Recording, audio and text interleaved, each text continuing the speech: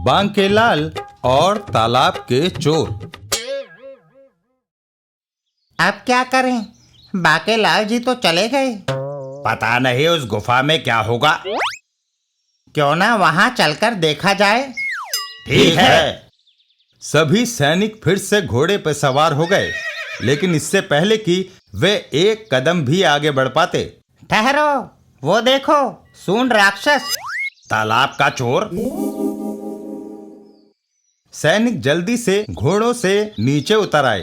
तालाब का चोर गुफा में घुस गया है। यही मौका है उसे घेरने का। चलो, वह बचकर न जाने पाए। आए। ये तो उसी राक्षस के चीखने का स्वर लगता है। सैनिकों ने डरते डरते भीतर कदम रखा। सावधान, हम दुश्मन की मांद में हैं। इसी पल उनके नेत्र प्रसन्नता से फैल गए। अरे, तालाब का चोर उस गहरे गड्ढे में गिरा पड़ा है। मुझे बाहर निकालो, मुझे बाहर निकालो। खत्म कर दो इस शैतान को। तीर भाले व तलवारें बरस पड़ी। बचाओ। सैनिकों में प्रसन्नता की लहर दौड़ गई। वाह, बांकेलाल जी ने क्या योजना बनाई थी इसे पकड़ने की। इसका मतलब बांकेलाल जी को पता था कि तालाब का एक चोर यहाँ रहता है। हाँ, इसीलिए तो उन्होंने ये गड्ढा खुदवाया होगा। वाह। अब हमें तुरंत ये खुशखबरी महाराज व बांकेलाल जी को दे देनी चाहिए। हाँ, चाहे एक ही सही, हमने तालाब के चोर को मार तो गिराया है। जब राजा विक्रम सिंह ने ये समाचार सुना, क्या बांकेलाल की मदद से एक चोर मार गिराया गया? वाह महाराज, इसी प्रकार सभी राक्षस शीघ्र ही मारे जाएंगे। इधर बांकेलाल भी राजा विक्रम सिंह से मिलने महल में पहुंच चुका था।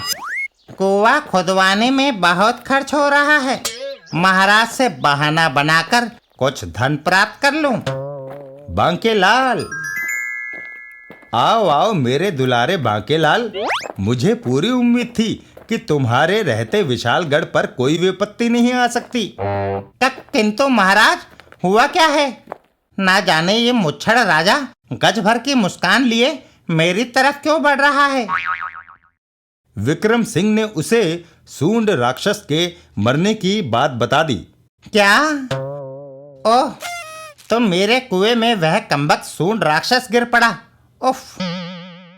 हाँ बांकेलाल, बस इसी तरह एक एक करके सारे सूंड राक्षसों को तुम्हें समाप्त करना है, अन्यथा विशालगढ़ में घोर जल संकट उत्पन्न हो जाएगा। तभी बांकेलाल रोष भरे स्वर में बोला, मगर महाराज, मेरी योजना उसे मारने की नहीं थी, सिर्फ कैद करने की थी, ताकि कई दिन गड्ढे में उसे भूखा प्यासा रखने के बाद मैं उससे बाकी तालाब के चोरों का पता पूछ सकूं। आए, लेकिन इन सैनिकों ने उसे मारकर मेरी योजना पर पानी फेर दिया। क्या? हमें क्षमा करें महाराज, हमें बांकेलाल जी की योजना का पता ही ना था। हो, अगर आज के बाद फिर ऐसी भूल हुई तो हम तुम्हें 100 करोड़ों का दंड देंगे। अब जाओ यहाँ से। बेचारे इनाम की आशा लिए अब तक खड़े थे। अब आया ना मजा बाकी की योजना की टांग तोड़ने का। पुरस्कार के स्थान पर दुत्कार। काश हम बांकेलाल की योजना समझ पाते।